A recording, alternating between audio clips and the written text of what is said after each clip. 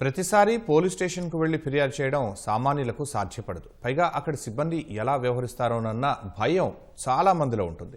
వీటన్నింటినీ అధిగమించేలా విశాఖ పోలీసులు వినూత్న పద్ధతిని అందుబాటులోకి తీసుకొచ్చేందుకు చేస్తున్న కసరత్తు దాదాపు పూర్తయింది.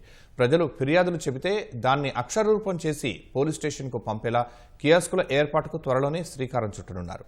ఈ సాంకేతికతను ఎలా వినియోగించుకోవచ్చు, దీనివల్ల ప్రయోజనాలు ఏమిటనే అంశాలను విశాఖ సిపి శంకబ్రత బాగ్చీతో ముఖాముఖి ద్వారా మా ప్రతినిధి కూర్మరాజు అందిస్తారు. మనం కొత్తగా మన కమిషనరేట్ పరిధిలోని ఫిర్యాదులు చేయడానికి మనం కొత్తగా కియోస్కిల్ని ఏర్పాటు చేయాలని ఒక ఆలోచన ఉంది. అది ఏంటండి? దానికి సంబంధించి చాలామంది పబ్లిక్ పోలీస్ స్టేషన్ వెళ్ళడానికి వెనకడతాడండి. పోలీస్ స్టేషన్ వెళ్ళినా కూడా మన దేశంలో కొన్ని చోట్ల పోలీసు వాళ్ళు సరిగ్గా పట్టించుకోడు, సరిగ్గా ప్రవర్తించడు, మర్యాదపూర్వకంగా కలడు, కూర్చోమని చెప్పడు. మీరు కంప్లైంట్ ఇచ్చినా చెత్తకుండలో పారేస్తాడు, లేకపోతే పక్కన పెడతాడు. పోలీస్ స్టేషన్ వెళ్తే రకరకాల ప్రాబ్లమ్స్ వాళ్ళు ఫేస్ చేస్తారండి. కమ్యూనిటీ పోలీసింగ్, పీపుల్ ఫ్రెండ్లీ పోలీసింగ్లో విశాఖపట్నం సిటీ పోలీస్ ఎప్పుడైనా చాలా ప్రయత్నం చేస్తున్నారు. అందులో ఇంకొక ముందు అడుగు, మీ పోలీస్ మీ ఫ్రెండ్ కొత్త మిషన్ స్టార్ట్ చేయబోతున్నాం. ఆ పైలట్ ప్రాజెక్ట్ లాంచ్ చేయబోతున్నాం. ఆ కియాస్క్ అక్కడ మీరు కూర్చోవాలి. కూర్చున్న తర్వాత మీ ప్రాబ్లం మీరు చెప్పాలి. మీరు లొకేషన్ చెప్పినాక ఆ కన్సర్న్ పోలీస్ స్టేషన్కి ఆ ప్రాబ్లం వెళ్తుంది. కంప్లైంట్ మీరు ఓవరాల్గా చెప్తూనే ఉంటారండి కూర్చొని, ఎందుకంటే చాలా కొందరికి రాయడం కష్టం అవుతుంది.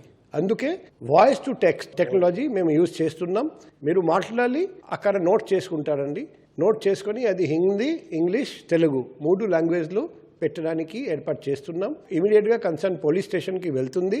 తర్వాత మీ ఫోన్ నంబర్ ద్వారా వాళ్ళు మీ ఐడెంటిటీ కన్ఫర్మ్ చేస్తారండి. మీ ఫోన్కి ఇమీడియట్గా అక్నాలెడ్జ్మెంట్ వస్తుంది. భవిష్యత్తులో మీరు పోలీస్ స్టేషన్ వెళ్ళినా ఆ అక్నాలెడ్జ్మెంట్ చూపిస్తే పోలీసు వాళ్ళు ఆ కంప్లైంట్ మీద ఎటువంటి యాక్షన్ తీసుకున్నారండి, అది పోలీసు వాళ్ళు మీకు సమాధానం చెప్పాలి. ఇది ఎందుకు అవసరం? ఒకటి, మీరు అందరూ ప్రతి ఇష్యూలో పోలీస్ స్టేషన్ వెళ్ళడానికి అవసరం ఉండదు.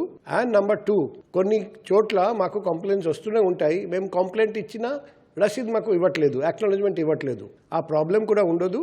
ఇది భారతదేశంలో ఎక్కడ లేని విధంగా మొట్టమొదటిసారిగా మన వైజాగ్ సిటీలో మేము ఏర్పాటు చేస్తున్నాం. ఎందుకంటే మన గౌరవనీయ సీఎం సార్ ఆదేశం టెక్నాలజీ ద్వారా ప్రజాసేవ చేయాలి. ఈ టెక్నాలజీ ఉపయోగించి, పాటించి, అవలంబించి ప్రజాసేవ చేయడం పోలీస్ డిపార్ట్మెంట్లో ఇది ఒక కని విని ఎరగని ఫెసిలిటీ మేము త్వరలో వైజాగ్ నగర ప్రజలకు ఇవ్వబోతున్నాం. సార్, ఇది ఎఫ్ఐఆర్ నమోదు చేయడానికి కూడా ఉపయోగపడుతుంది. కాగ్నిజబుల్ అఫెన్స్ జరిగిందని కంప్లైంట్ ఉంటే పోలీస్ ఆ కంప్లైంట్ ప్రకారం ఎఫ్ఐఆర్ కూడా నమోదు చేసుకోవచ్చు. అప్పుడు మీరు పోలీస్ స్టేషన్ వెళ్ళి ఎఫ్ఐఆర్ కాపీ కూడా తీసుకోవచ్చు. ఇది ఫర్దర్గా ఎఫ్ఐఆర్ కాపీ కూడా అక్కడ నుండి తీసుకురావడానికి అవకాశం ఉందా లేదా అది కూడా వెరిఫై చేస్తాం. ఆల్రెడీ ఆఫీషియల్ పోలీస్ యాప్ ద్వారా ఎఫ్ఐఆర్ కాపీస్ కూడా మీరు డౌన్లోడ్ చేసుకోవచ్చు.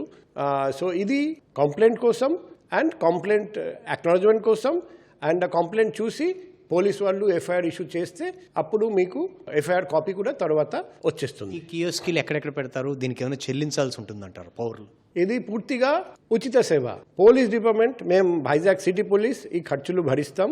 ముందుగా బస్ స్టేషన్ అండ్ రైల్వే స్టేషన్లో పెట్టబోతున్నాం. ఇంకా పబ్లిక్ డిమాండ్ చూసి ఇంకా మన సిటీలో ఇంకా ఎక్కడెక్కడ అవసరం అక్కడ కూడా పెట్టబోతున్నాం. ఇది కొత్త సేవ, దీని మీద అవగాహన లేదు. దీని మీద అవగాహన కల్పించడానికి మీరు ఏం చేస్తారు? పబ్లిక్కి తెలియజేయడం, ప్రెస్ మీట్ పెట్టి అందరికీ తెలియజేయడం, మీడియా ద్వారా, సోషల్ మీడియా ద్వారా, ఎలక్ట్రానిక్ మీడియా ద్వారా, ప్రింట్ మీడియా ద్వారా తెలియజేయడం, ఇవన్నీ జరుగుతుంది. ఇనిషియల్గా ఆ కియాస్ దగ్గర మా పోలీస్ వాళ్ళు కూడా ఉంటారు, ఎక్స్ప్లెయిన్ చేయడానికి, డెమోన్స్ట్రేట్ చేయడానికి ఎలా యూజ్ చేయాలి. ఎందుకంటే ఫస్ట్ టైం కదా, కాబట్టి ఇనిషియల్గా మన వాళ్ళు ఉంటారండి. తర్వాత పబ్లిక్కి అలవాటు అయిపోతుంది, అప్పుడు పోలీస్ అవసరం లేదు. సో ఖచ్చితంగా ఇది పబ్లిక్కి పోలీస్ దగ్గరికి తీసుకొస్తానని నేను ఆశిస్తున్నాను. కెమెరా శ్రీనివాస్తో కూర్మరాజు, ఈటీవీ న్యూస్, విశాఖపట్నం.